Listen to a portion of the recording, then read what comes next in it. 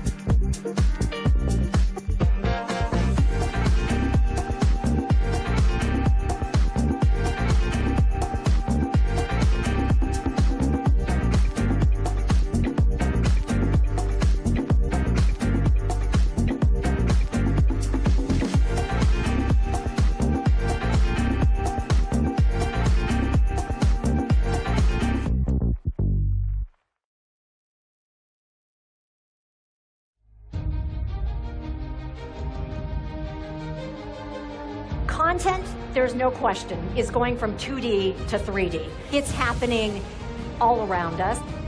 I don't think you could replace me with AI and do the same YouTube videos. It's all about people. When you have a shared vision, it is incredible what you can accomplish. The people in this room, the jobs that you create, allow us to have vibrant and dynamic communities. And we get to have some fun over the course of that process as well.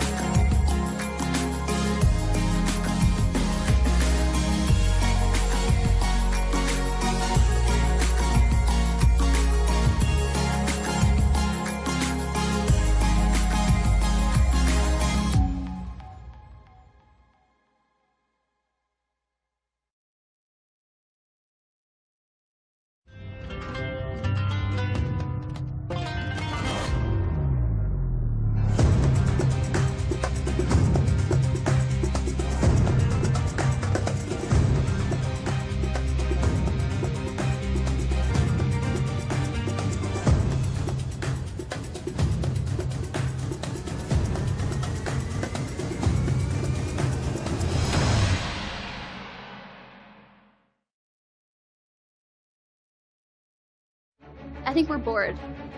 Bored of perfect, polished, pretty. I would much rather see chaotic energy.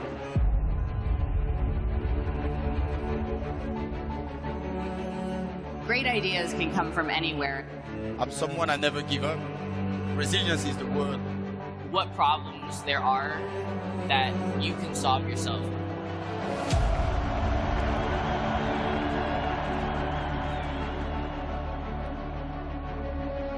We're developing not just the technology, but also the people around it and our organization, our understanding of how to work together. You have to nurture a relationship for it to be successful. And the best way to change that is not from the outside.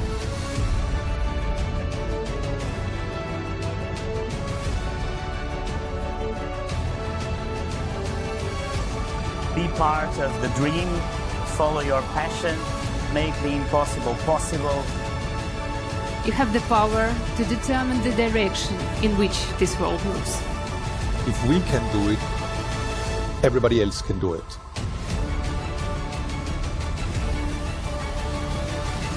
Let's do it together.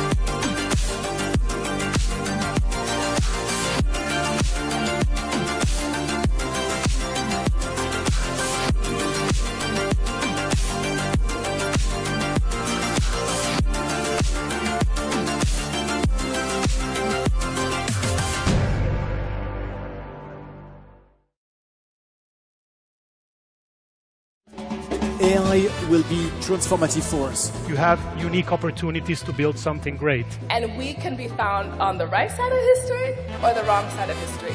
And that's really where we need to start flipping the script and thinking about things differently. Creative people and creativity is about what could be and should be. And I think it's really up to you guys. We're in love with the region. Like, there's so many possibilities here. The world needs more of that now than ever. Let's go get it. Let's do it because it can be done.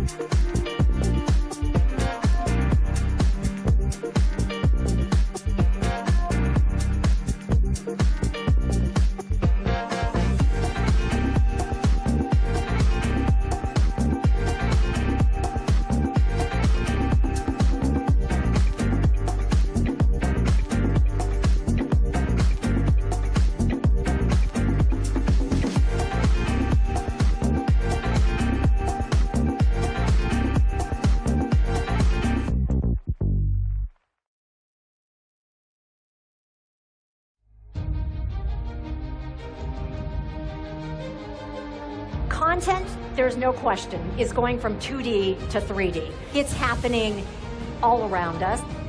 I don't think you could replace me with AI and do the same YouTube videos. It's all about people. When you have a shared vision, it is incredible what you can accomplish. The people in this room, the jobs that you create allow us to have vibrant and dynamic communities. And we get to have some fun over the course of that process as well.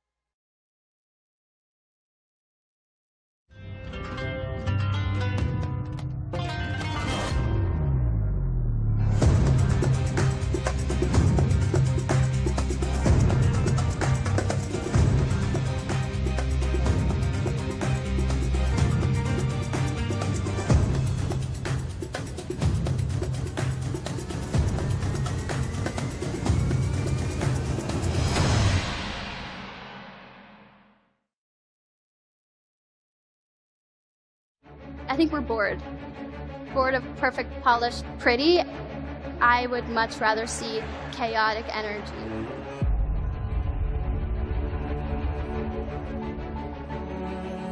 Great ideas can come from anywhere. I'm someone I never give up. Resilience is the word. What problems there are that you can solve yourself.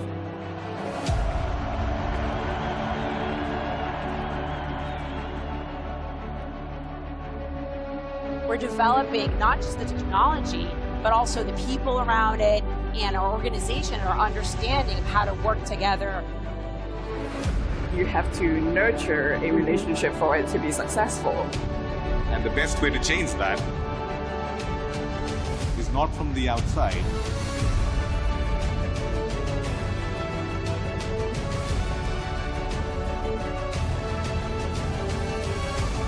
Be part of the dream, follow your passion, make the impossible possible. You have the power to determine the direction in which this world moves. If we can do it, everybody else can do it.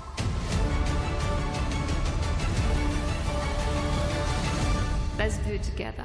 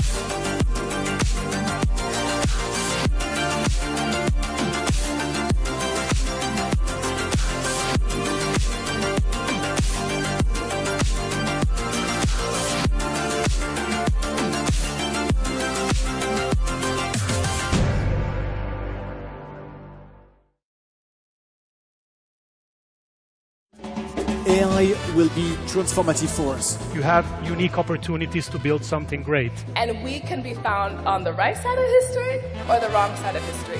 And that's really where we need to start flipping the script and thinking about things differently. Creative people and creativity is about what could be and should be. And I think it's really up to you guys. We're in love with the region. Like, there's so many possibilities here. The world needs more of that now than ever. Let's go get it. Let's do it because it can be done.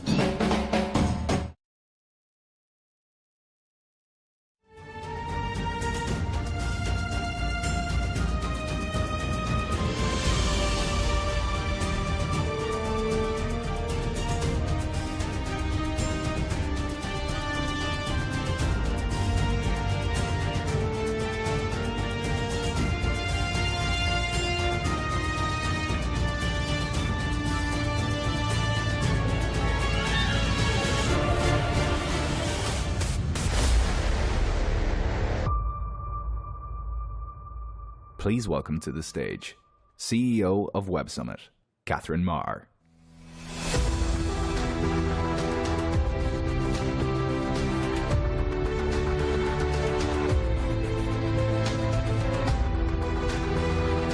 Hello, welcome, marhaba, ahlan. Assalamu alaikum wa ahlan wa sahlan bikum for Web Summit Qatar.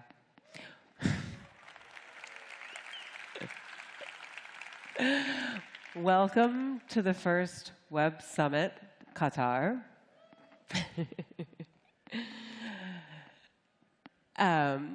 We are delighted to have you here this evening for the first Web Summit, as I said, لأول مرة في قطر.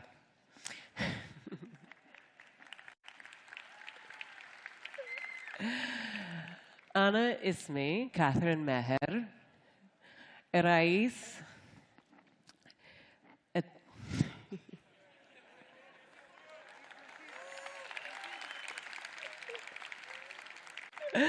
أنا اسمي Katherine Maher, الرئيسة التنفيذية لWeb Summit. My name is Katherine Maher. I am the CEO of Web Summit, and we are so delighted to be here, so excited for our first ever event in the Middle East and in Qatar. And judging by the turnout tonight, so are you. The first ever Web Summit took place nearly 15 years ago in a lecture hall in Dublin. It was a small gathering of bloggers, journalists, and technologists. Today, we are the largest technology conference in the world. We bring together major tech companies, cutting-edge startups, and leading investors and entrepreneurs at every stage, which is why we are absolutely thrilled to host Web Summit in the Middle East for the first time here in Doha. A journalist once described Web Summit as where the future goes to be born. And over the past few years, we began noticing more energy from the region, a growing presence from the Middle East at all of our events.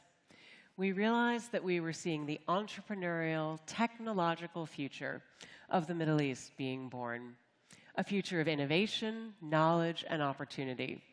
You were coming to us, and so we knew it was time to come to you. At Web Summit, we're committed to being a force for positive innovation, connecting people who are reshaping the world. Coming to the Middle East represents a brand new opportunity to connect a new generation of entrepreneurs, investors, and change makers. And this is particularly close to my heart. I've spent many years living and working in the region, and I am well aware of the incredible potential, creativity, and dynamism of the Middle East. من المغرب إلى الخليج. I know that with the right opportunity, support, and open minds, you can and will do amazing things. And judging by looking at the next 3 days, we can tell that this next generation of change makers is large and rising fast. For starters, the demand has been just incredible. If you look around you this evening, you might be able to tell that Web Summit Qatar is completely sold out. This is the most international first-year event we have ever hosted, with people from 118 countries. There has been record-breaking engagement on our app, with thousands of people connecting and chatting for weeks beforehand. We've seen tremendous activity, appetite, and hunger from startups. In fact, Web Summit Qatar is already, in its very first year, the largest ever gathering of international startups in the region's history. We're absolutely blown away by the incredible turnout.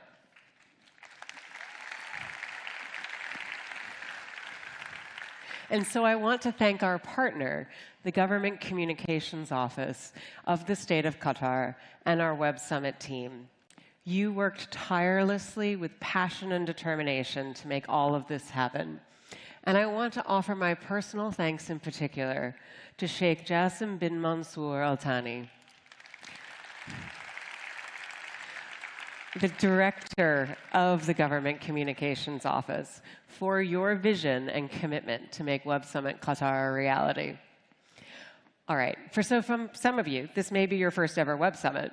For others, perhaps you've been to our events in Lisbon and Rio, Collision in Toronto, or Rise in Hong Kong. And if you've been to one of these events, welcome back. We're just delighted that you're here. But if you haven't, I wanted to share a little bit of what to expect. Over the next 3 days, we have a completely packed schedule, a program of talks and mentor hours and roundtables, so much more. You're going to hear from many of the more than 1,000 startups that are coming from more than 81 countries around the world, places like Egypt and Brazil and Italy, the US, the UK, India, and beyond. We have nearly 200 startups here from Africa, which is a new record for a Web Summit event. And there's even more good news. Nearly a third, or 328 to be specific, of our startups here are founded by women. We are absolutely thrilled to champion and support you. Of course, it's not just young, promising startups. We have more than 400 investors, including from some of the biggest funds on the planet. You'll find our partners, some of the world's largest tech companies, out on the floor, including Snap and TikTok, Meta and Microsoft. We have trade delegations from many different countries, including Canada, Turkey, Bahrain, Pakistan, Nigeria, and Kenya, all showcasing their top talent, building links, and global investment opportunities. We'll have more than 380 speakers across multiple stages talking about cutting-edge technologies, the progress of artificial intelligence, the future of venture capital, entrepreneurship, and global change. And your role in all of this is to participate. We want you to speak to each other, connect, to pitch. You're going to spend the next few days learning from one another, exchanging ideas, getting feedback, and being challenged. That is the point of Web Summit, to connect people and ideas, because you never know if the person standing in line next to you for coffee is going to be your next co-founder. You don't know if you're going to sit down for dinner and meet the investor who's going to write you your first check. So, for our first event here, what better way to continue or to begin than with what has become a tradition at Web Summit? We do this every year in every place. So I want all of you to stand up. Some of you are already standing, but I'm going to ask everyone to stand up and get on their feet. I'd like you to turn to the people next to you and introduce yourself to at least 3 people. This is how we make new friends. This is how we figure out what is coming in the future. Everyone's really friendly. Don't worry. You can say hello. No one bites.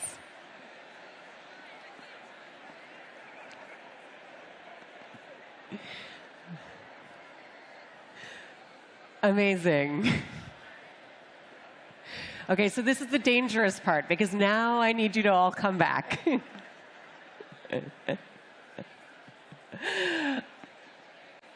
All right, all right.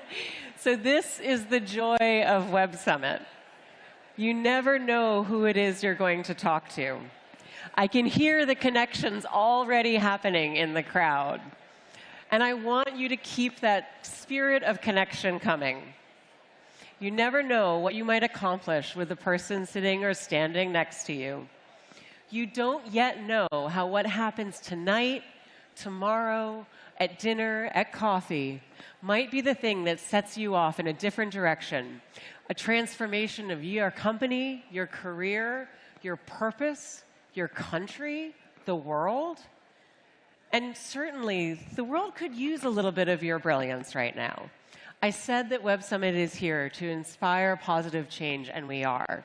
We face so many challenges about how we're going to govern the future of AI, how we're going to protect our societies from the worst of climate change, how we're going to create economic opportunity for all, and how we're going to resolve our most devastating conflicts.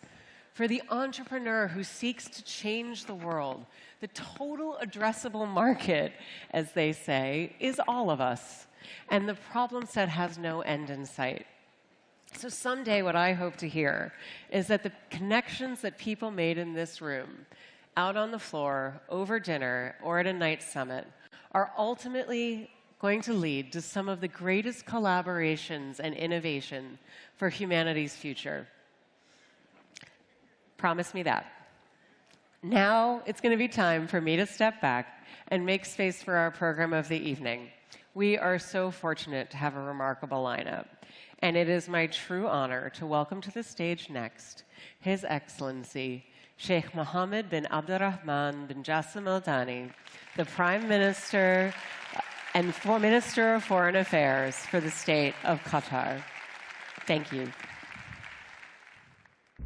تنعقد في الدوحة قمة الويب 2024 ويشكل انعقادها فرصة هامة لاستعراض التطور في مجال التكنولوجيا وخلق فرص تعاون جديدة في عالم التكنولوجيا لصالح البشرية جمعاء، وهذه مناسبة لأرحب بالجميع في الدوحة.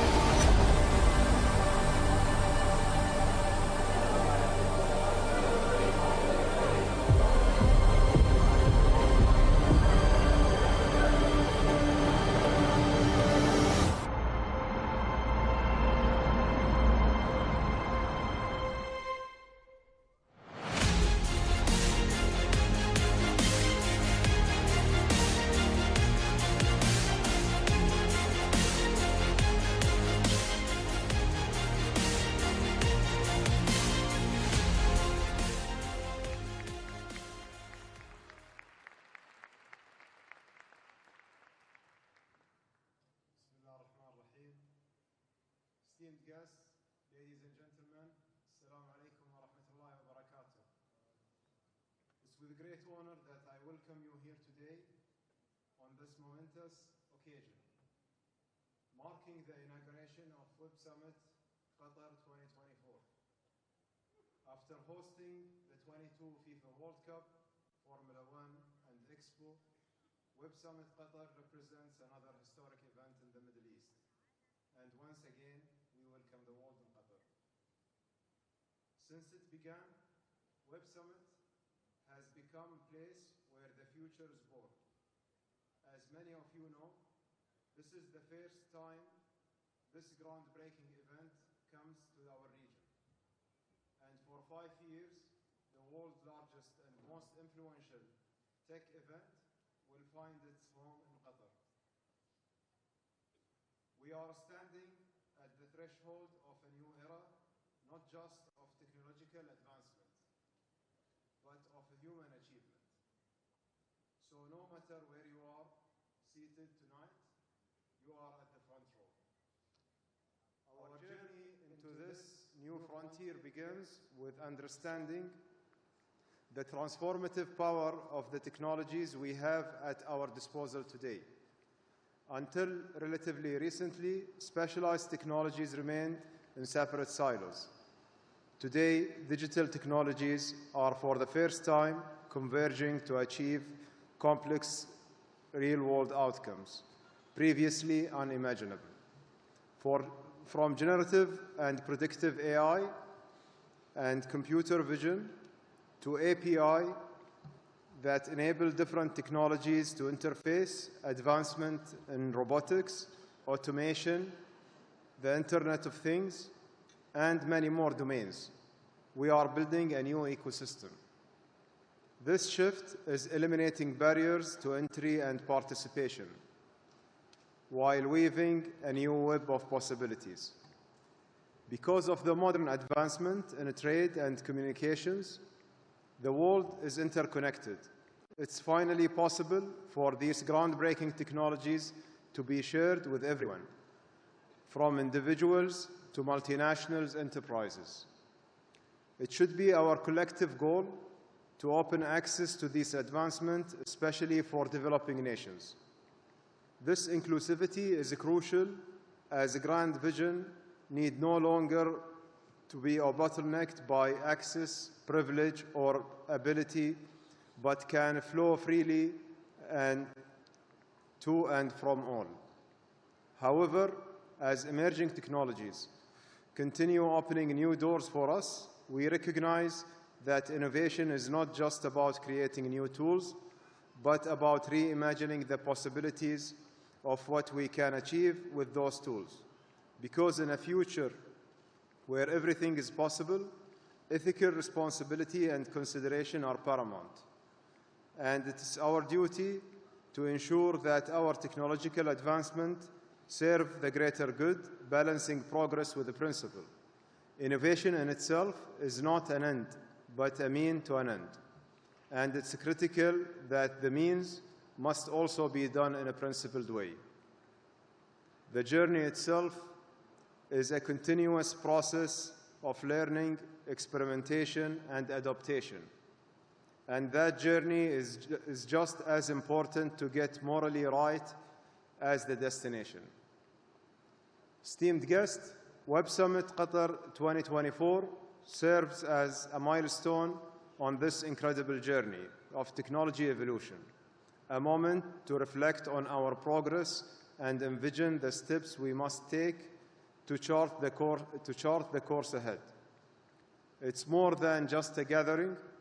It's a melting pot of the brightest minds in our world today, coming together to forge the future in a region with unlocked potential. Each discussion, every interaction, and all partnerships coming forth over the next few days is a step toward that future and will plant seeds from which the technologies of tomorrow will grow. And with the speed of change we are witnessing, each successive edition of this summit in this region will accelerate the pace of progress in ways that we can fathom today. What we do know today is that to innovate and shape the future, entrepreneurs, investors, and visionary minds need an environment conducive to innovation and a launchpad to propel their vision forward. This is why Qatar has spared no effort or resources to create a unique platform for innovation, creativity, and a thriving human capacity. Over the past 2 decades, Qatar has undergone tremendous development across all sectors, investing in infrastructure modernization and human capital development. At the forefront of our effort was utilizing technology to uplift people and build a more connected society. While our investments in logistics, supply chain, and transportation networks provide the physical connectivity to link Qatar across the region and globally, we also strengthened our digital connectivity with a next generation digital infrastructure purpose-built to remove barriers to innovation. Meanwhile, our multiple free zones, industrial parks, hyperscale cloud data centers, and incubation programs offer unparalleled advantages to entrepreneurs and investors and position them to penetrate fast-growing markets in the wider region. With 8.5 trillion in combined GDP within 2,000 miles radius, 80% of the world's population within 6 hours flight, and entrepreneurship leadership across the Middle East, Qatar serves as the perfect backdrop for Web Summit with its commitments to technological advancement and its vibrant community of thinkers and creators.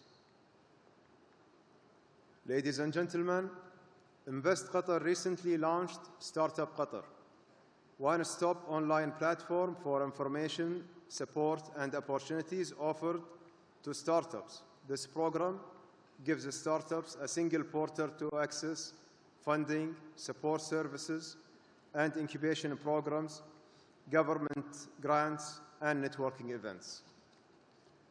In addition, and based on the directive of His Highness the Emir, and given His Highness' vision to develop a competitive and diversified economy capable of sustainability, meeting the needs of all its people, and securing high standard of living, I'm pleased to announce a $1 billion QIA investment in international and regional venture capital funds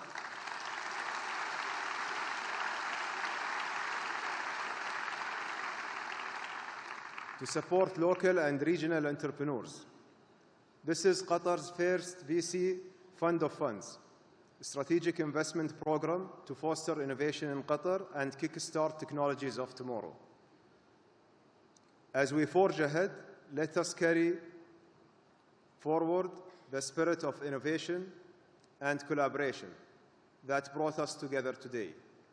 Let us draw on our diverse strengths and perspectives to drive meaningful progress.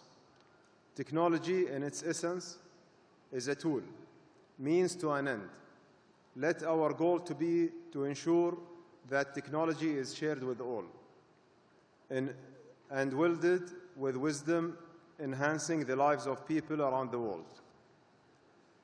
Thank you all for helping write the next chapter in human advancement. I invite you all to embrace the opportunities that lie ahead of you and unleash your creativity and expertise. Together, we can and will make lasting impact on the world. Thank you.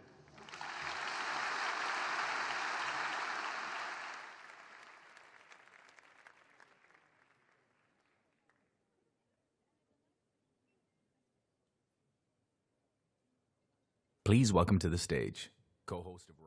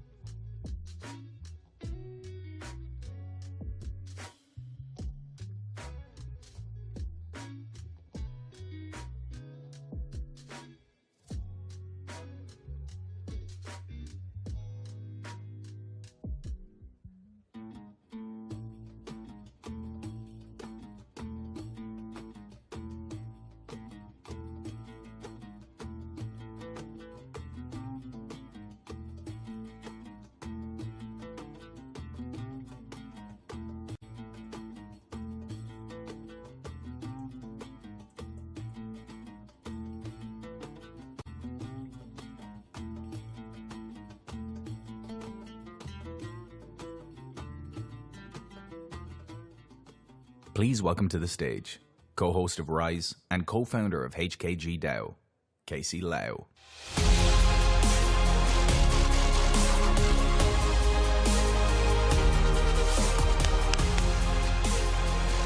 Wow, amazing. Look at everybody.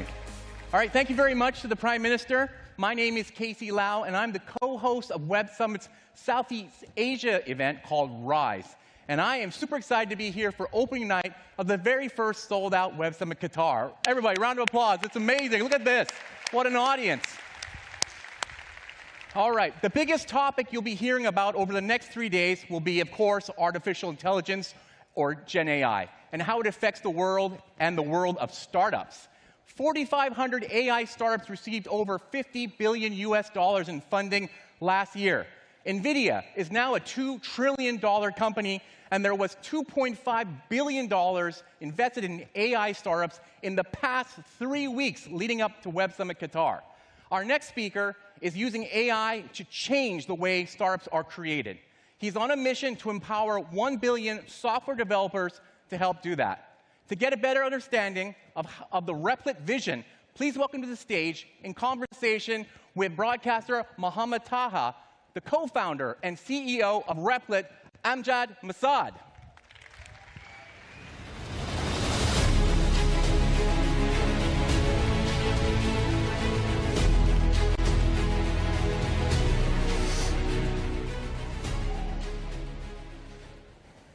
Good evening, everyone. Apparently, you are waiting for the dinner. Good evening. Oh, you cannot believe that Web Summit here in Qatar. Good evening, everyone. That's it. That's the one. We have Amjad Masad. He's an entrepreneur, and he's amazing. He has got a big company that he's going to talk about. Amjad, you talked in many conferences, forums, and so on and so forth. Is it special that you are talking in this forum here in Doha? Well, it's really amazing to see Web Summit in Doha. Web Summit is the largest technology conference, as you all know. And coming to Doha is a really big deal. As an Arab from the region, this makes me really proud. Obviously, Doha is known to put on big events, such as the World Cup. But this is really special as a technologist and a developer to be here in front of you in this region talking about AI. Great. You developed a multi-million company, and that happened some years ago when AI wasn't that prominent. So do you agree or disagree that AI did not play a big role in your early success? You know, in fact, when I gave my first pitch deck, it was the seed deck in 2016, I actually wrote about how Replit is going to have a large user base and therefore is going to have a lot of data, and that's going to allow us to train machine learning models in order to make coding more accessible and easier for people. And that actually happened. It didn't happen right away. We had to build a platform that made programming easier. Replit really is about making programming more accessible, making it so that we have more developers in the world. And I knew AI was going to play a big role, but it took a few years for that to happen. It didn't happen until 2020 and 2021 when we released our first features. And that really, that lag was because the technology wasn't there until GPT had come onto the scene. And I saw that, you know, finally we have a machine learning model that knows how to speak human language. And I thought if it knows how to speak human language, then of course it's going to know how to code, because they're very similar. And that's when we started adopting it, and we were one of the first startups to actually adopt machine learning models for coding. And when we are talking about startups, and there are many people here from startups, AI could be a little bit scary for them. So, and you said you did not rely on it in the beginning. So what's the future of using AI for the startups? Well, I don't think it's that scary. I mean, we've all used ChatGPT. If you've used ChatGPT in school or in your work, of course you can use it for your startup. The basic idea behind it is that, well, first of all, it's going to help you build a startup. So if you use something like Replit to build your startup, it's going to help you and your coders become a lot more efficient, because it's going to write a lot of code for you. And also, anywhere you manage text in your application, anywhere your users are inputting text, you can actually use machine learning models, you can actually use large language models in order to automate this process for your users. So even if you're not an AI company, you need to be thinking about how to adopt AI in order to make your customer experience a lot better.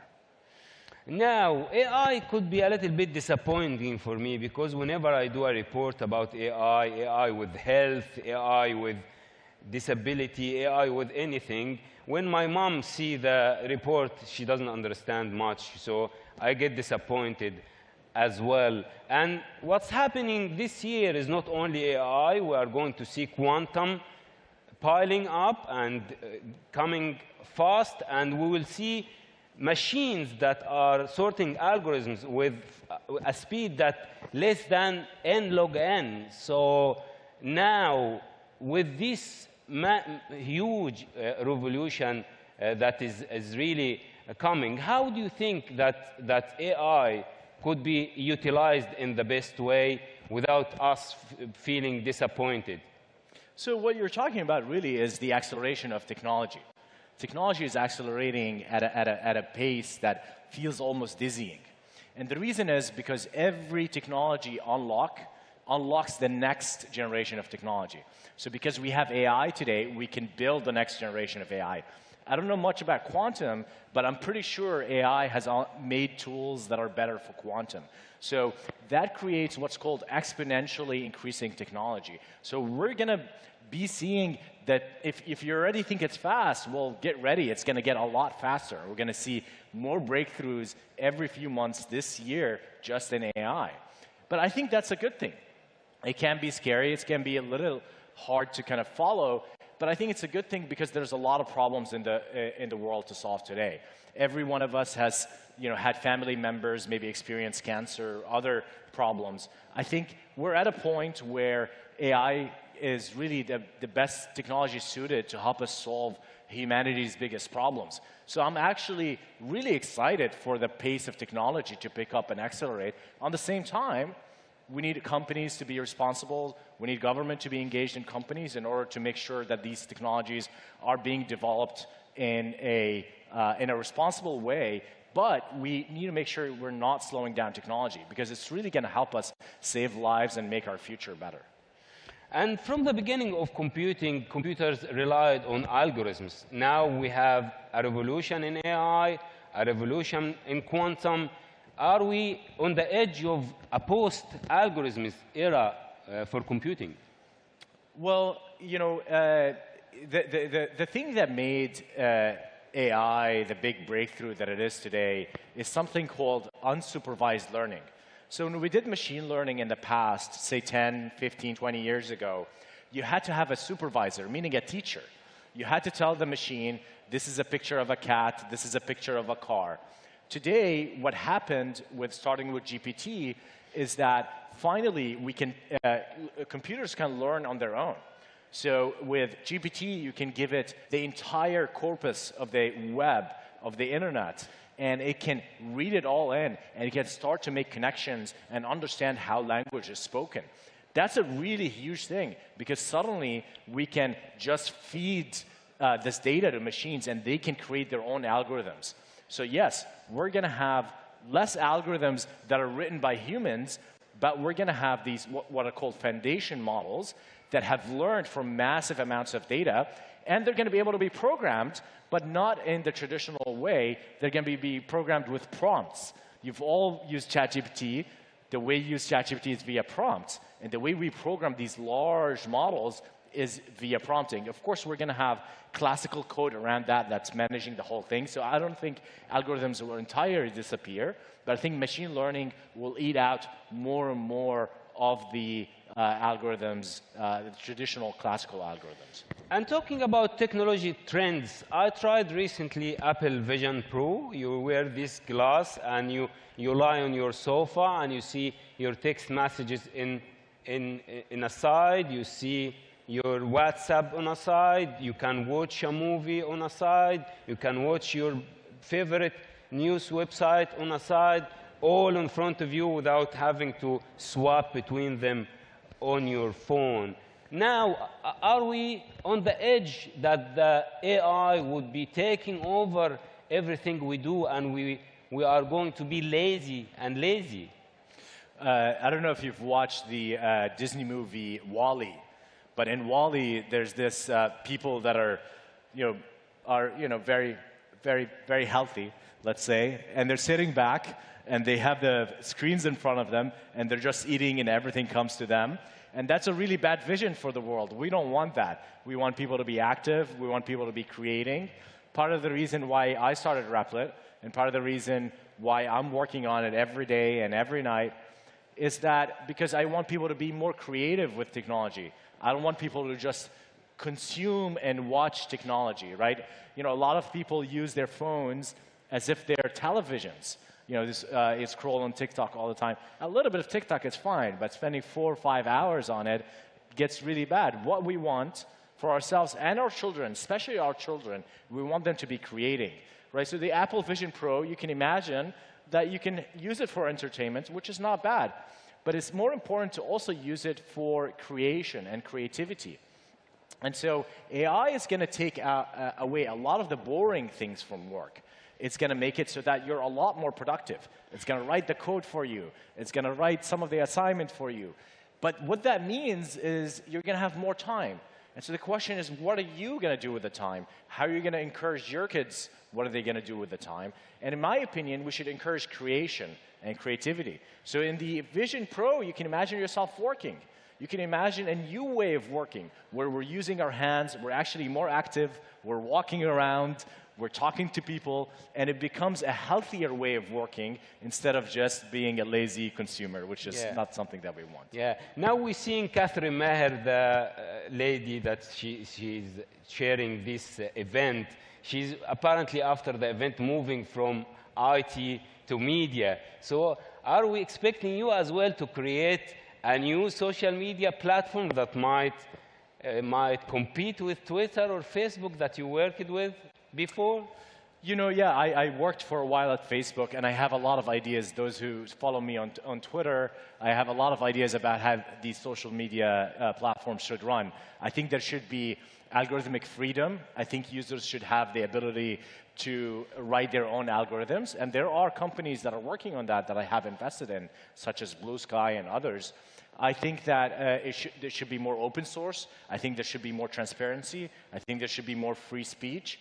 I think we should be able to, say our mind and point out to things that we think are unjust or bad in the world. So I really think there's a lot to do in social media, but I'm very busy. I am, working really hard on Replit. I think Replit will unlock the next generation of entrepreneurs. Maybe someone here in the audience, maybe someone here in Doha will use Replit to build the next big social network, or 10 of them will build the next big social network. So my job is to create the tools so that the next generation of entrepreneurs are building software. Now, it might be a question that it might look out of context, but it's heartbreaking to be here in the region and not to talk about Gaza, actually. So the reports are saying now that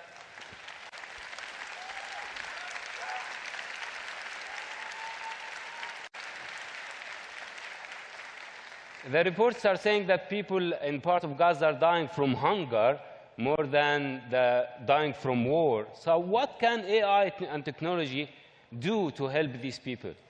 I'm a technologist at heart, and I think technology can be used for a force of good. But the situation in Gaza has nothing to do with technology. You can't eat AI. It's about leadership, and it's about humanity. There's a humanitarian condition over there. It's a decision. It's a decision those in power in Israel that are not letting the food and the water and the medicine in. It's simple. There are humans that are dying of hunger.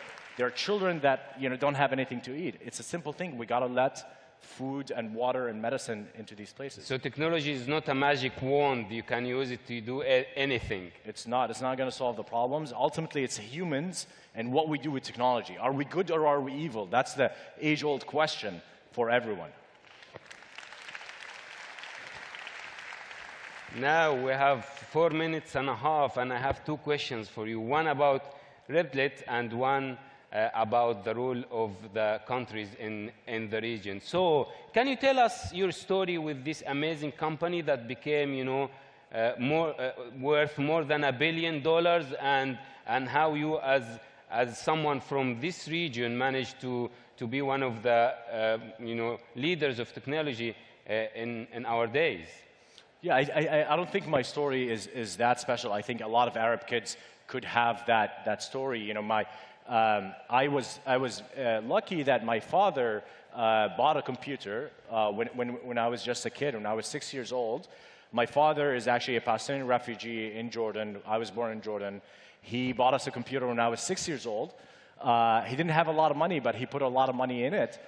And I started learning how to code because we had this machine. And by the way, we didn't have Windows or games or any of that. So I just started learning how to code to make my own games. And I was lucky to learn to code very early. I started a few businesses in Jordan.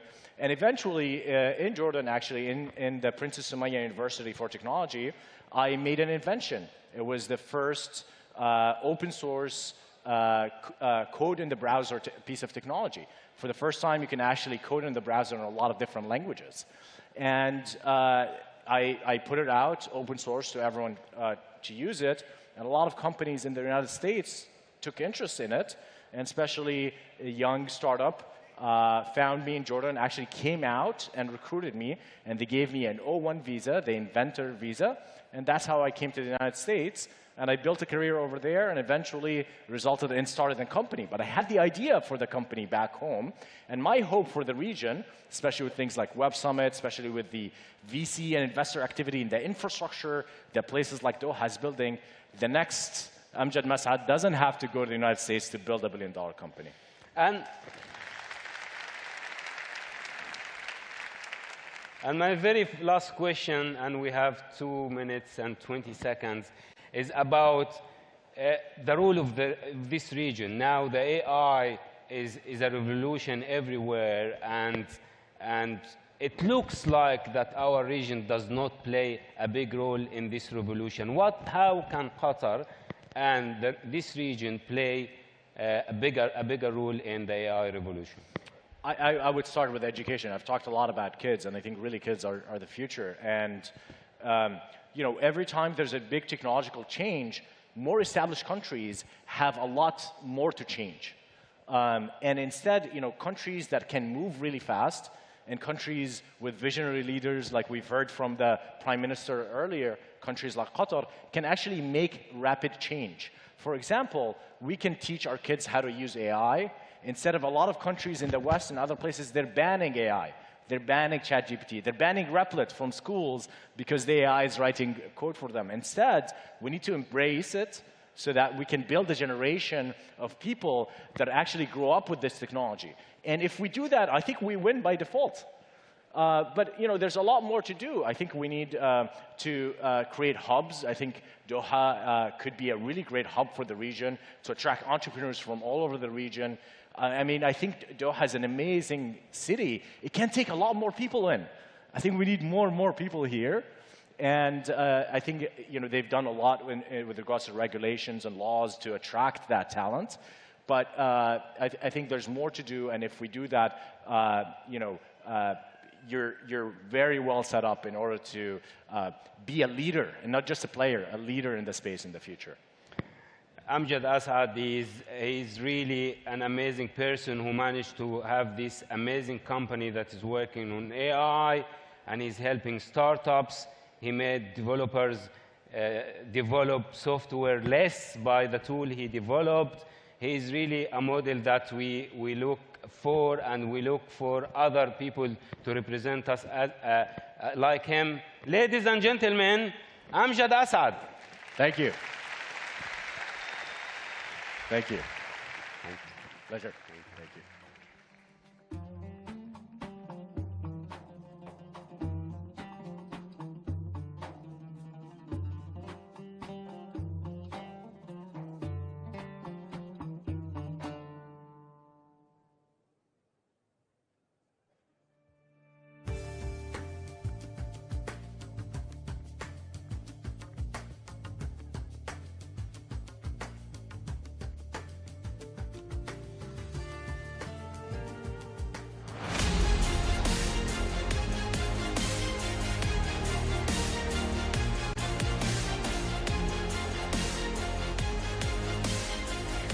All right.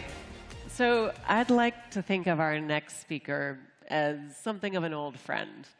After all, we spent hours with him as he broadcast from his living room, helping us get through months of pandemic lockdown, making sense of the world through the daily social distancing show, as we all kept an eye on the exciting development of what color hoodie he was going to wear day to day.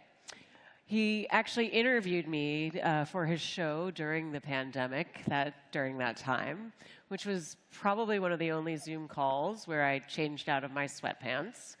And in the years since, he's been busy preparing for our stage, of course, by picking up a Golden Globe for Best Stand-Up Comedy Performance and resuming his now customary role as the host of the Grammys for the 4th year in a row. Somehow, too, he's found time to release 4 new episodes of his wonderful new podcast, What Now? So I'm delighted and would invite you to put your hands together to welcome, talking with Maven Global Access CEO, Sarah Omoliwelu. Oh, I'm so sorry, Sarah. Omoliwu, author, comedian, producer, and all-around entertainer, the brilliant, inimitable Trevor Noah.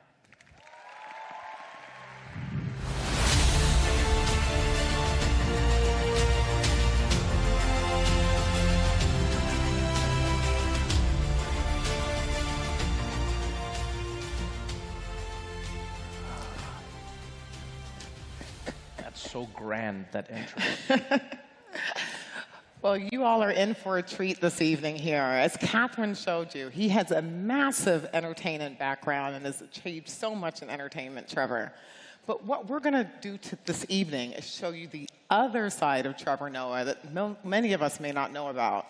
Did you know that he's actually one of us? He's a tech nerd. He's into hardware. His mother brought home a computer at a very young age. And with that computer, you did some not so kind of like kosher things with it. I don't know. That's a legend. Burning CDs, and then you went on to become the Chief Questions Officer at Microsoft, which is the title you currently hold right now. We'll find out about that later. But I'd like to start off and just get an understanding. How did your childhood influence your passion for tech? Why, first of all, good evening, everyone. Salam. Nice to see you all. I think luck plays a big role in that. I'm a child of technology. I was born in the mid-'80s, and as I was evolving, so too was technology. In my lifetime, I got to see, technology evolve from a cell phone that was the size of your head, computers that could barely run a command prompt, and slowly over time saw the evolution of this technology get smaller and cheaper and more efficient and more exciting. So when I was young, I didn't know what technology could become, but I just grew up with it. I, like many of you here, started my time on the internet in chat rooms, just learning how to communicate with people in different places, playing very simple video games on a keyboard. And I fell in love with it from the very beginning. And, that journey has never ended. I've never stopped loving tech, and I've never stopped trying to learn about all the ways we can use it effectively. Okay. Well, you've just come straight off of hosting the Grammys. And you talked about how music is changing. Like AI is really changing and transforming music. You made a joke about how the Beatles, they could release a new album post-mortem. But you also talked about how Andrea Bocelli could kind of release a song that you can't exactly take home to your kids to listen to. But most of us, we're really excited about tech.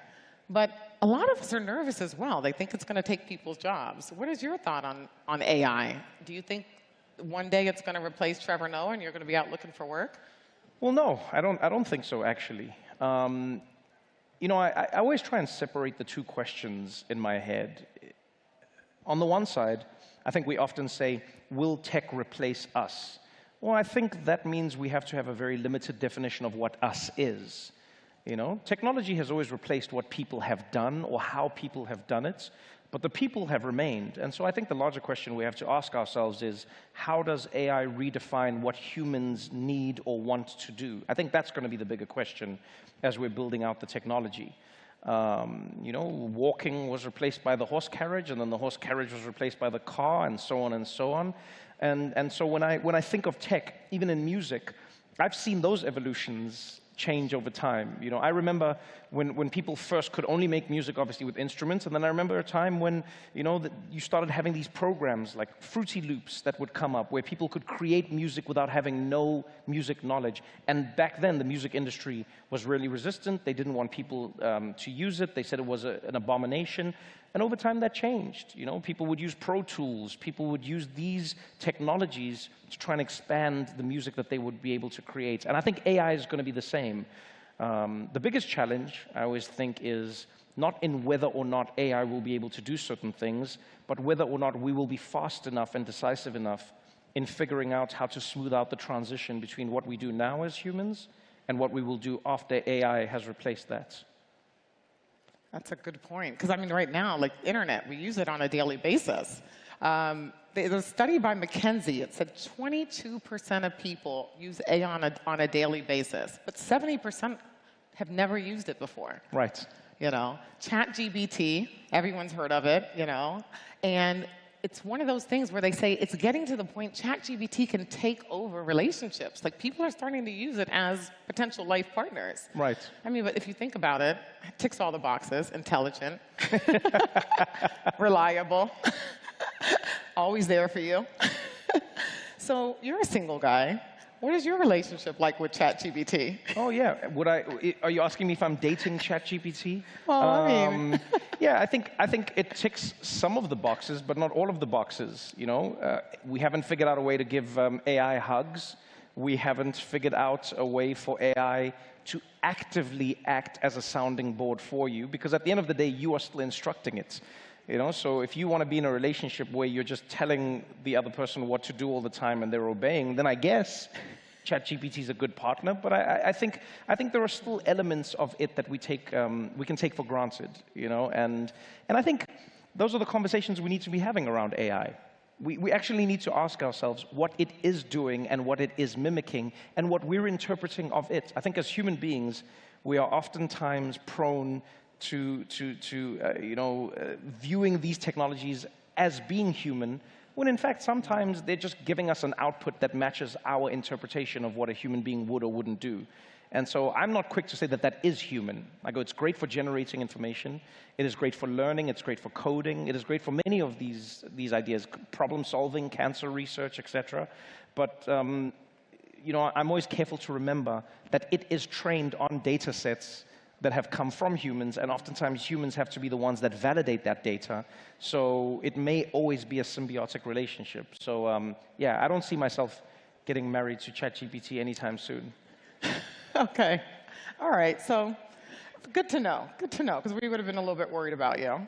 But tell us, what do you talk to ChatGPT about? What do you ask it, and what does it tell you back? Well, it's interesting.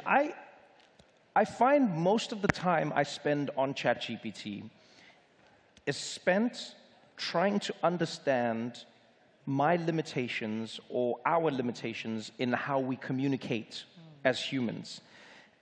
Not just in the limitations, but also in the forgotten elements of language that we so often take for granted.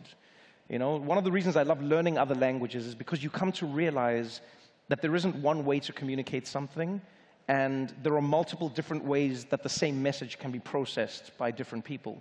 I think ChatGPT and any type of AI, you know, whether it's Gemini or whatever you're using, it really gives you an insight into how we can take for granted certain tools or certain aspects of language. You know, what does the movement of a head mean? What does a hand mean? Those gestures aren't contained in the AI at this stage. And so when I'm using ChatGPT, what I'm really trying to understand is where my assumption lies and where its information sort of comes together. Does that make sense? Yeah, of course. You know, so small, stupid things. If you say to somebody, bring me that glass, we take for granted how much information is contained in the that is corresponding with your eyes and their relation to the object that is in the same space probably as the two of you. You know, when you say that to an AI, you say, give me that glass. It goes, which glass? Some of them maybe just be like, okay, yes, and then there's no glass. And then you realize that it doesn't even know what you're actually asking. It's just generating the next word in a sentence that would probably make you happy. And so what I'm oftentimes spending my time on is trying to understand where the disconnect lies, trying to understand what element of humanness it's mimicking and what we're trying to interpret from it. So, you know, half of the time I just mess around. I go, teach me about something, change it, let's get creative, let's switch it up. How are you thinking? I spend a lot of time asking ChatGPT about how it is processing information or how it is thinking, and then it gives me an insight into it. That is so insightful. Look, you didn't believe me. I told you he's one of us. He's a tech nerd. Look at who tries to figure out what ChatGPT is thinking? That's brilliant. Look, you know, one of the things I want to talk about here is responsibility. You started off with one computer, and with that computer, you taught yourself how to burn CDs. You know, and I want to, from burning CDs, I would love to hear the story. Like, what is the situation here with you burning CDs, and how did that make a living for you? Well, I was in school, so I didn't need to make a living, but I just needed to make some money. You know, my mother would I mean, she'd feed me, but she wasn't going to just give me luxuries because we couldn't afford it. But I met a kid in high school. His name was Andrew. And this kid was really good with computers, and he taught me a lot, especially on the hardware side. And this is when CD writers were becoming a thing. And Andrew showed me that he could burn CDs and, you know, copy data, and music was big back then. And I remember having this idea. I said to Andrew, instead of copying albums, what if people just could have one song from the album, right? And people looked at me like I was crazy. People were like, why would you only have one song? And I was like, yeah, because let's be honest, a lot of the time it's only one song that's good on the album. And they were like, well, I don't know if that'll work. And I said, okay, well, if I make my own CDs, am I able to do this? And he showed me how, and that's what I did. And I started a business in the school where I said to people, what are your favorite songs? I will put them on a CD, and then instead of buying an album, you just buy this CD from me that'll have all of your favorite songs. And that may or may not have been illegal at the time. I just think I didn't have Apple's lawyers to help me set the system up, because if I had, I probably would have been very, very rich from it. But that's what I did within my little world, and it showed me what technology was capable of. It showed me how you could use it to connect people with the thing that they needed. It also showed me how you could get to the core of what was actually essential, you know, sort of limiting waste on an ephemeral level. And I loved it. I loved it. You know, I did it for everything. Created with video games, built computers. I used to love understanding how I could get my rig faster and more efficient and better cooling. And I've always enjoyed that world of technology, you know, and it's no different today. When I go visit a data center where, you know, half of AI is being computed, it's the same fundamental principle. You know, it's the same thing, a GPU that is trying to process information, and you're trying to manage your heat, and you're trying to get this whole computer running, you know, as efficiently as possible. It's the same thing, just on a much larger scale. So I still love it in the same way. Wow, so that introduction to technology opened your whole world. Your mom bringing home a computer at a young age just opened your world to all of the possibilities there. Definitely, yeah, you know? definitely. And I heard you also started DJing as well. Yeah, and I was did. that your first foray into entertainment? So here's the thing. I DJ'd, but I didn't intend to DJ.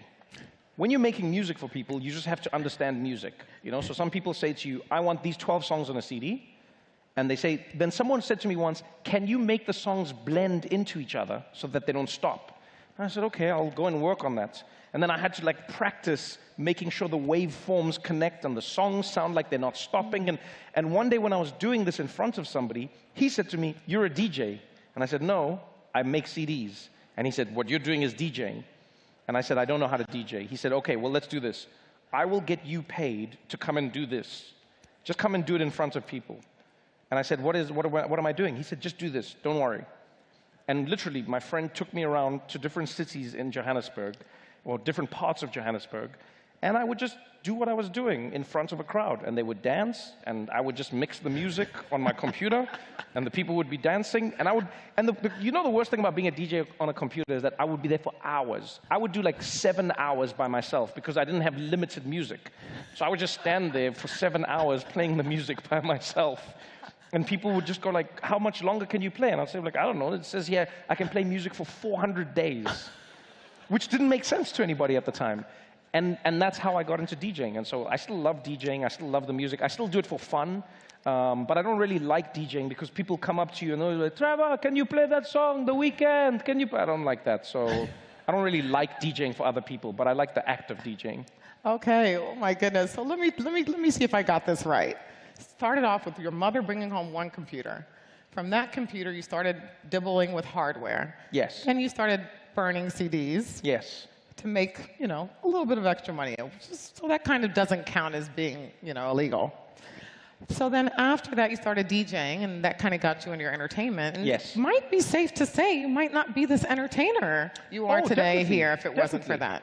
Definitely. So one of the reasons I was able to do comedy overseas is because I was one of the first comedians in South Africa to put my content on the internet. Before that, it was unheard of.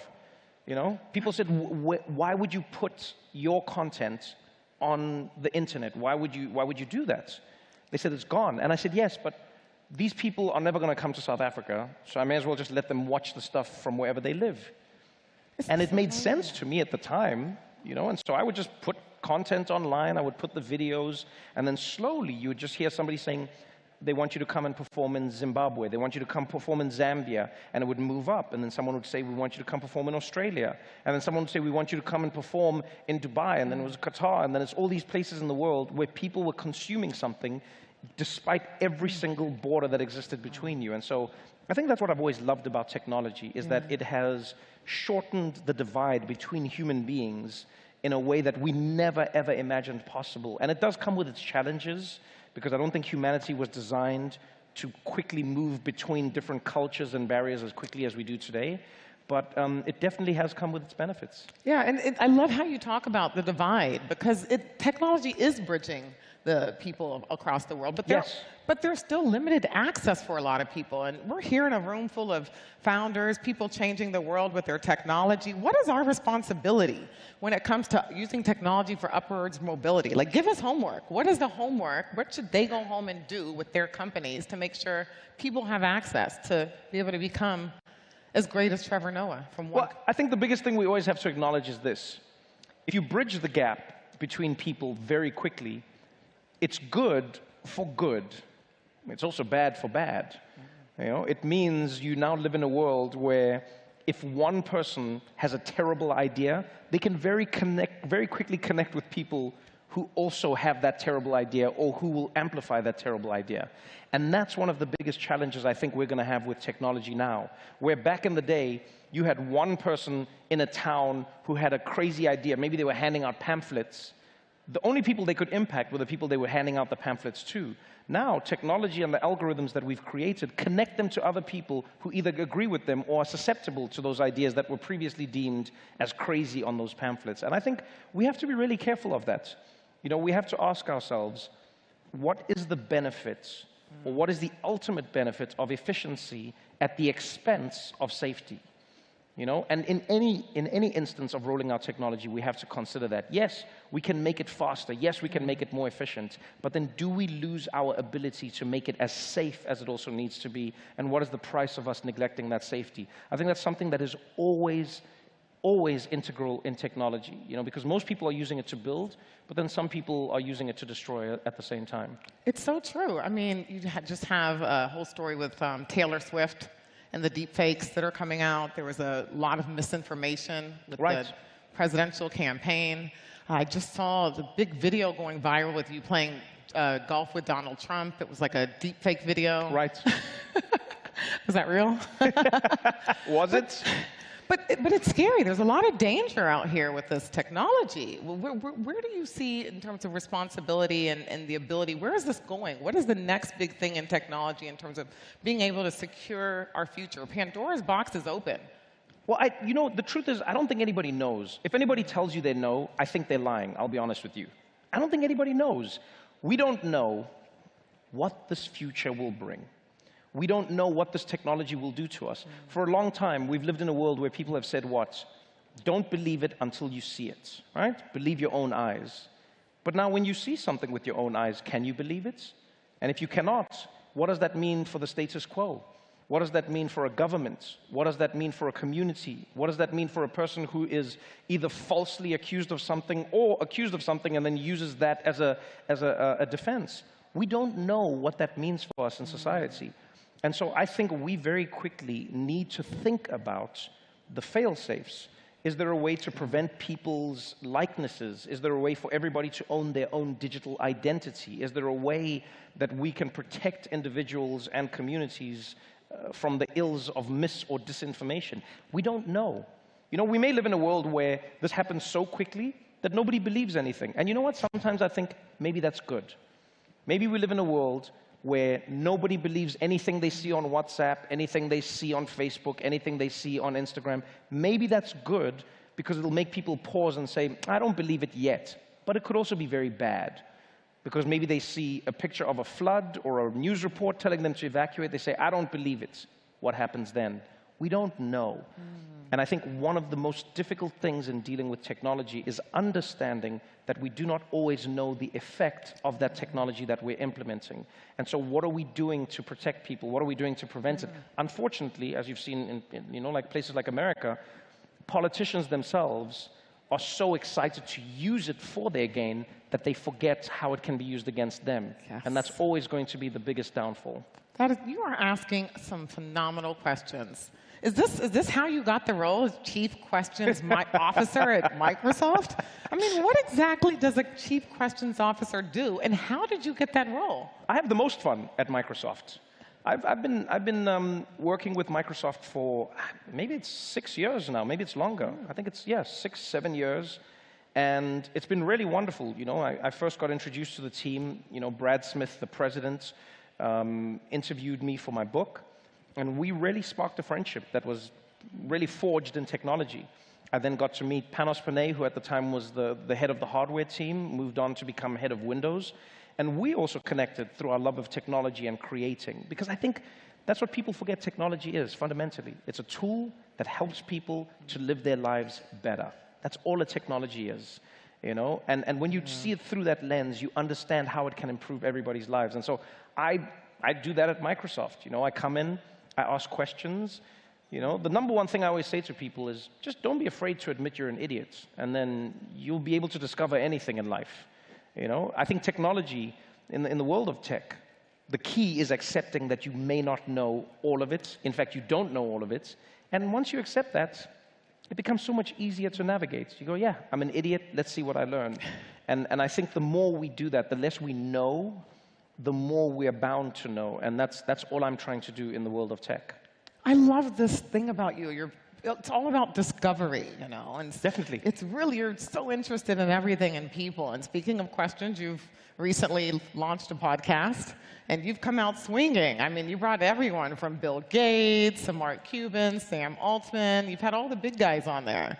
Now, you know, we've been speaking here for about 15 minutes. We're all family now, so we this counts as family. We'd love to know, besides what you talk about on the podcast, what have you learned from these icons? So really learn, not what you talk about on the podcast, just things that you can. What's their secret to success?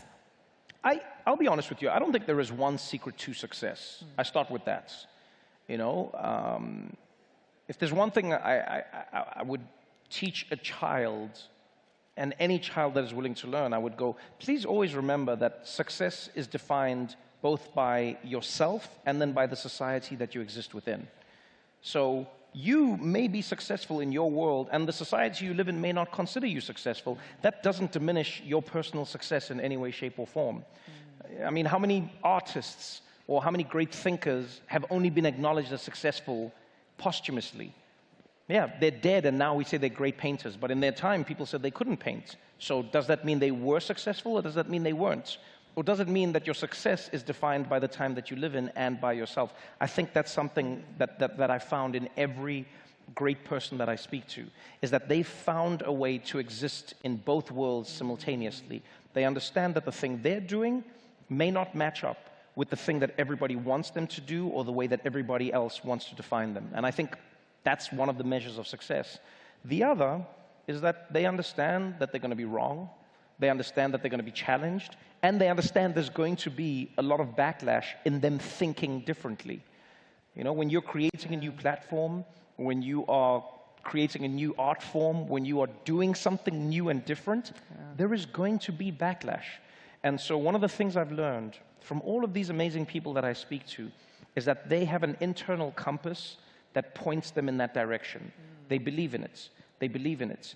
And the success or the joy of that project doesn't lie in people's affirmation of it. It lies in them believing in it and wanting to do it. And then in the end, people accepting it becomes a bonus. And that's the most important thing I've learned from all of the people that I've spoken to on the podcast, which has been amazing because they all come from different walks of life. Very interesting. But could you tell us, I mean, it's amazing insight.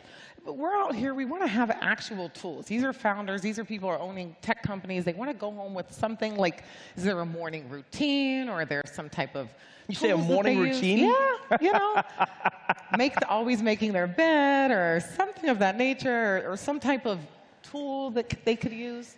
I mean, we're always trying to find something new, and I feel like all the answers come from something old. Have you ever noticed that? Right? Every time they come up with like a new routine, it always goes back to the same things that your mother would teach you.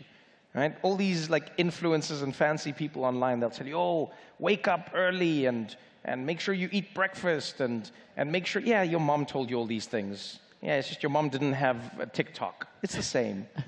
You know, there's a lot of old wisdom that we've taken for granted in life. There are many ideas that are connected or contained within the code of culture that we should never take for granted. And so for me, I think sometimes in order to go forward, you need to look back and understand what was thrown away and what was lost. You know, I think that's oftentimes what propels you forward. So for me, I don't think there is one routine. I know some people who wake up at 4 a.m. and they go to bed at 8 p.m. They're very successful. I know some people who wake up at 10 a.m., they don't get out of bed, they do all their work in bed, on their laptop or on their phone, and then they get out of bed. Very successful. Some people do all their work at 2 a.m., they don't sleep. Very successful. At the end of the day, there is no one routine. Sleep is a good one. Okay. That's the only one. Just sleep. Everyone here, sleep. Sleep. Just make sure you sleep. And then if you're going to make a decision, sleep first. And then make the decision after you sleep. That's the only routine I would suggest to everyone, because I found generally the best decisions come from a person who has slept. And then the one after that is eat. Eat. And then make the decision after you eat. And then you find your decisions become better. That's literally it. Okay. I love it. I love it. So we're gonna focus on sleeping and eating. That's all it is. That's the routine. It's basically back to infancy. We're back to being infants again now. That's all it is. All right, well, let's get a little serious over here. Speaking of routines, you know, you've talked a little bit about how you suffer from depression, and you have tools and routines to help you with that. And this is important because we're in a tech conference, and tech industry is 5 times more likely to suffer from depression than other industries. So could you give us some light here? What tools do you use to help keep a positive mindset, especially in an industry with social media and things like that affecting? Right. What tools do you use to stay healthy? Well, I mean, the most important thing is to figure out who you are, what's happening, you know? I, for years, thought I struggled with depression only to find that I just had ADHD. And then you find that depression can sometimes be a side effect of ADHD. And then when you understand what ADHD is, you just understand your brain, you know? We live in a world where for a long time, people have been told that there is one way to be, and then over time you come to learn that no, we are as different as our faces and our bodies are. Some people are left-handed. Imagine growing up left-handed and everyone telling you you're supposed to be right-handed, and then you're going to wonder why you can't do anything properly. You're just left-handed. I think the same goes for the brain, you know?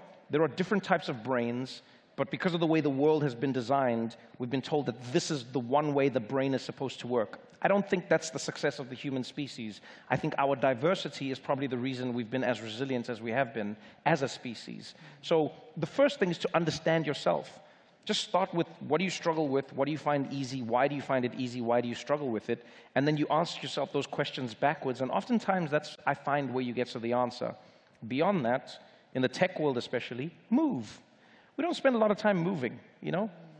I've never been to a single place or a single culture in the world where there's no music. I think there's a reason for that. You know, no matter where you're from, there is music and people dance to it. We've shown that the brain is affected by dancing, your emotions are changed by dancing. There's a reason everybody does it. The world doesn't agree on anything. The world agrees on music and dancing. And that's a powerful tool to remember. So I think, you know, if you're in a world where you're constantly looking at a screen, you're constantly don't forget that the body is connected to the mind and the mind is connected to the body. So get out, move, and then all of a sudden things start to feel a little bit better. It's so true. It's really true that you really have to kind of put your mind into a great place as well. Oh yeah, definitely. You know? And just listen to your inner being. Look, you're also a tech investor. A lot of people don't know this about you either. But that's a lot of tech. Tech is all about the people, sometimes the founders. We have a lot of founders in the room, and some are looking for investment as we speak right now. What would you say is the one attribute you look for in a founder before investing in that company? I would say the biggest attribute I look for in a founder is a combination. It's a cheat because it's a combination. It's not one thing.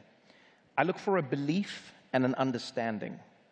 I think the two are extremely important. You know, any tech company I've invested in, it is because I believe that the founder of that company has a belief in what they're doing, and they have an understanding of how to do it or how they think it can benefit society. Those two things I've never found replaceable, because those two things get you through the tough times. Being a founder is terribly hard. It's difficult.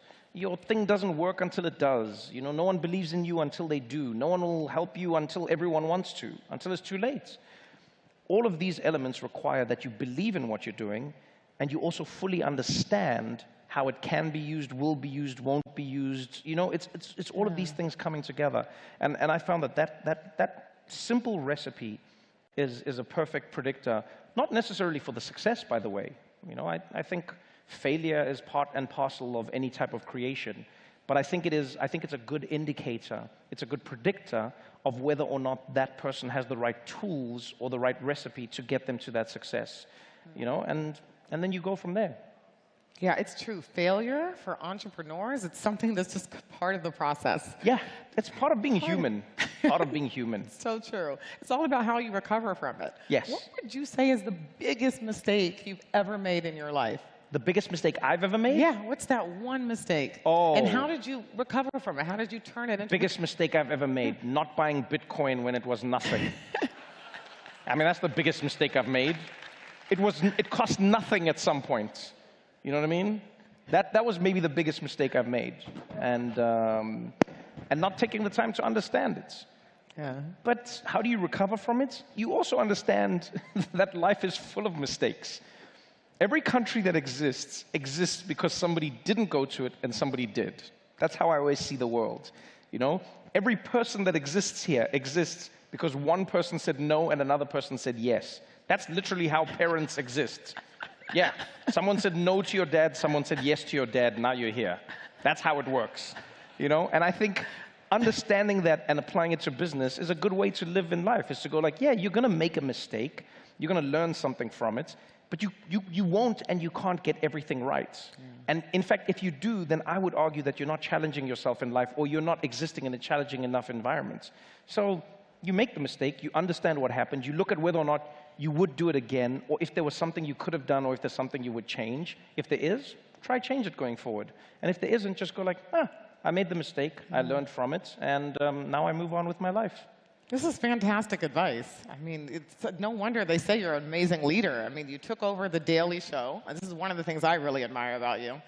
And 200 new employees that were used to working for someone else. Right. And it's similar to the tech industry. I mean, you grow so fast, these companies are growing quickly. Yeah.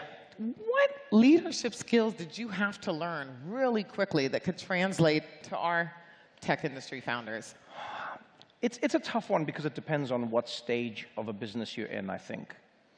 I think the number one thing that leaders take for granted in business and even maybe beyond is that as a leader, you are of service.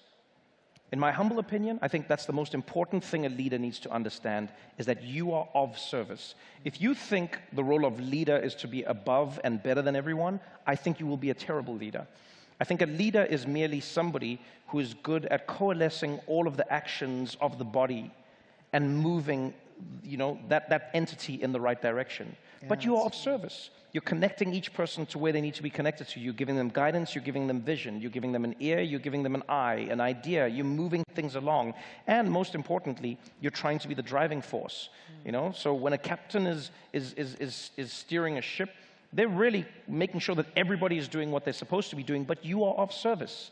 And so when I think of that as a leader, it helps me because, one, it alleviates some of the pressure. You understand that it is not your job to make it succeed or make it fail. You know, if you're a leader who thinks that, again, in my opinion, you've lost the plot.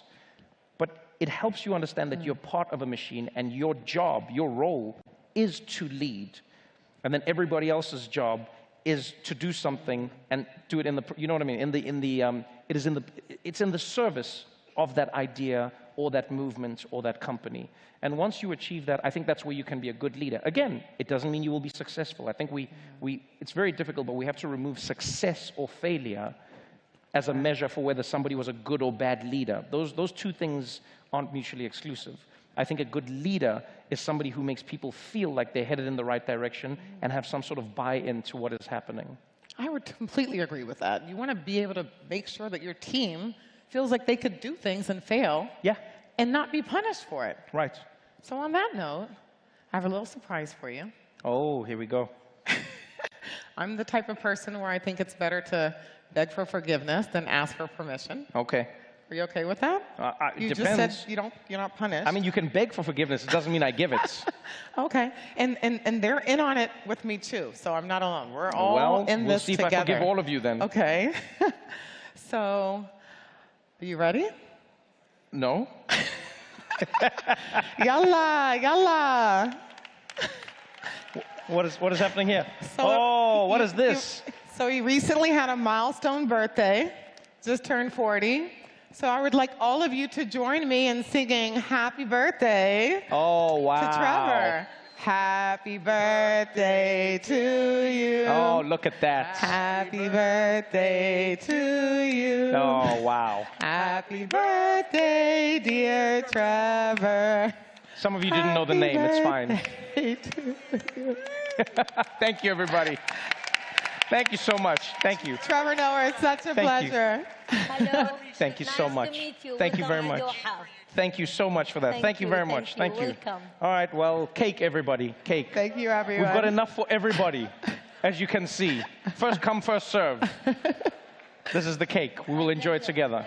Trevor, it was a pleasure having you. Thank you so much. Thank you, so everybody. much for your Thank feedback. you. Shukran, everybody. Thanks for having me again. Congratulations. We appreciate you. Thank you. Thank you, everybody. Thank you so much. Thank you again.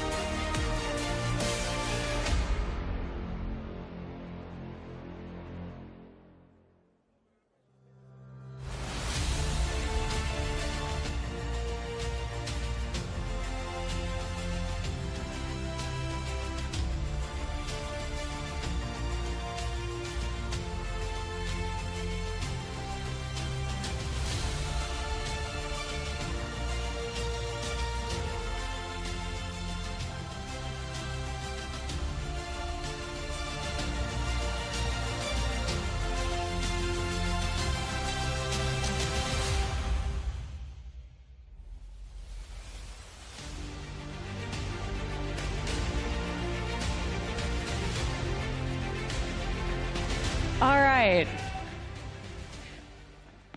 Actually, you know what?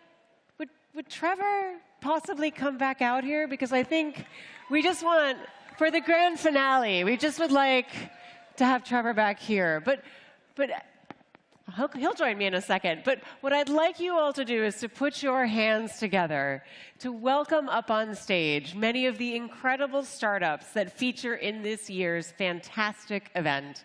They hail from all over the world, from as far afield as Australia, South Africa, Nigeria, and the United States. And we also have a number of startups from closer to home, from Jordan, Saudi Arabia, the UAE, and of course, right here in Qatar. So please put your hands together. Let's hear it for them up on stage. So wonderful to have you. Thank you so much for being here. Such a pleasure to meet you. Ibrahim, nice to meet you. And nice to meet you. Thank you for being here, Mustafa. Hi, nice to meet you. Thank you. Fantastic. Welcome. Congratulations. Thank you. So good to meet you. Hi. Hello. Mansoor, nice to meet you. Anita, hello. Wonderful to meet you. Oh, thank you so much for coming. Congratulations. Hi. Fantastic. Thank you for being here. Hi. What's up, brother? Nice to have you. How are you doing? Thank you. Thanks. So much. Nice to meet you. Thank you so much. Thanks I'll just for squeeze being in here with you. Hi. Hey, great to see you. Thank you. Thank you. Thanks. Thanks for being here. All right. Oh, it's a line of 50. Are you with us? Come on. All right. Fantastic. Look at this crew. Amazing. All right. And do we have, oh, we do have Trevor. Trevor's in the lineup. Way more popular than me. Not a surprise. And finally, I'd also like to invite His Excellency, the Prime Minister, back on stage to help us kick this off. He's going to go ahead, and we have, you may have noticed, a very big red button here. We use this at all of our events to formally and officially open them. It's how you know Web Summit has started. What happens when we press the red button? Oh, you're going to find out. Huh. It's All just right, a night everyone's of got their surprises. cameras ready for the big red button. This is very important. You're going to want this on your social media so that everyone knows you were here in the front row. Normally they say don't press a red button. What happens if you don't press the red button? That's what they say.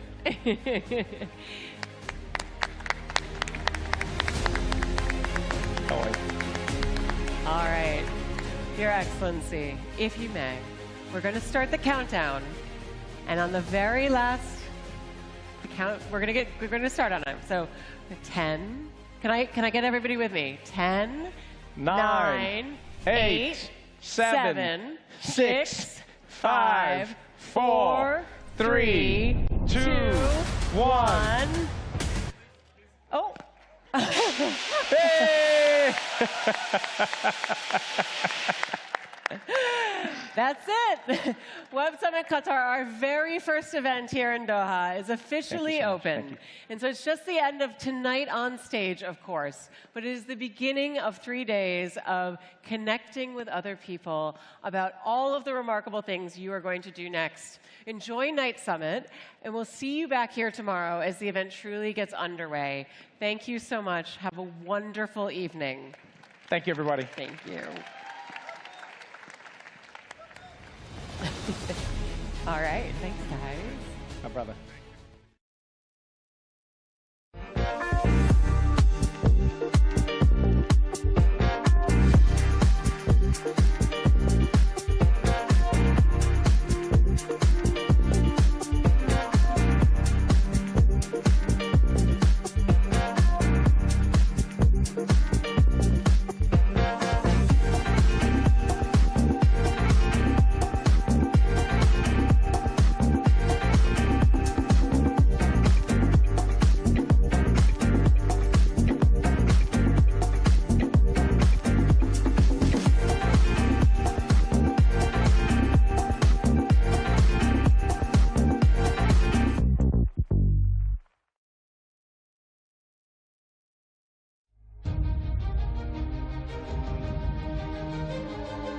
Content, there's no question, is going from 2D to 3D. It's happening all around us.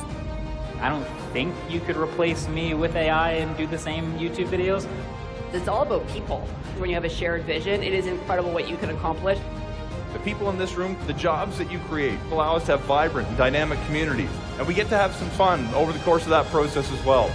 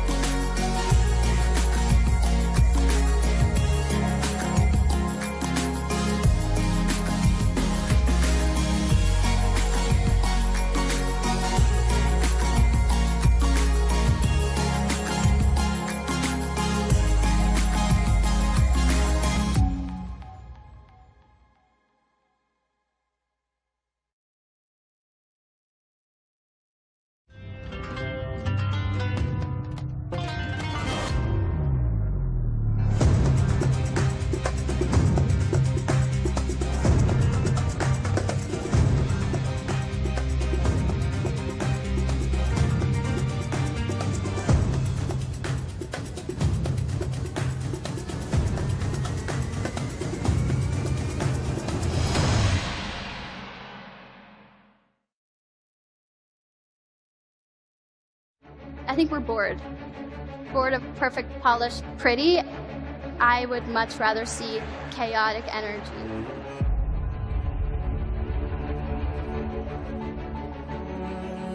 Great ideas can come from anywhere. I'm someone I never give up. Resilience is the word.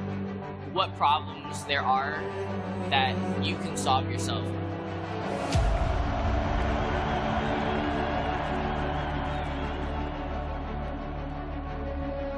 We're developing not just the technology, but also the people around it, and our organization, our understanding of how to work together. You have to nurture a relationship for it to be successful. And the best way to change that is not from the outside.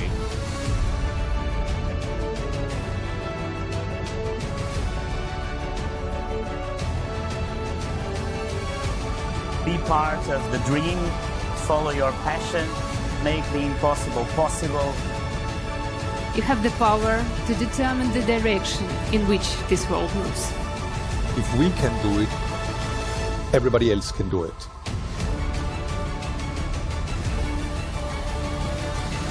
Let's do it together.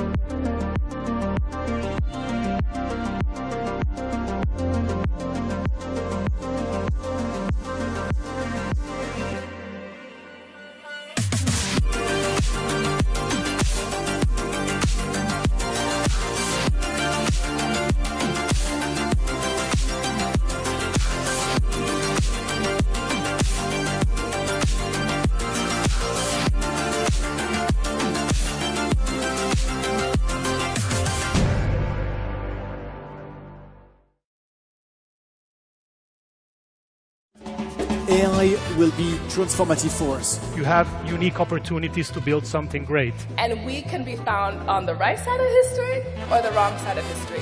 And that's really where we need to start flipping the script and thinking about things differently. Creative people and creativity is about what could be and should be. And I think it's really up to you guys. We're in love with the region. Like, there's so many possibilities here. The world needs more of that now than ever. Let's go get it. Let's do it because it can be done.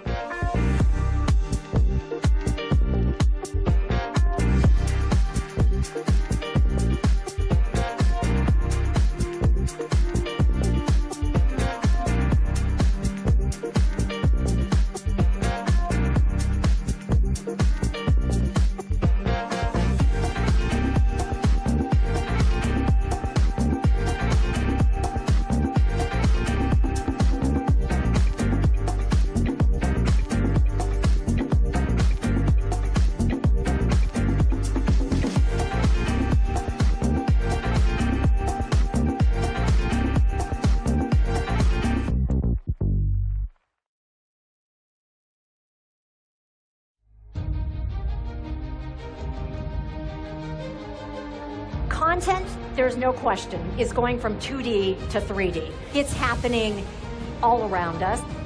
I don't think you could replace me with AI and do the same YouTube videos. It's all about people. When you have a shared vision, it is incredible what you can accomplish. The people in this room, the jobs that you create, allow us to have vibrant and dynamic communities. And we get to have some fun over the course of that process as well.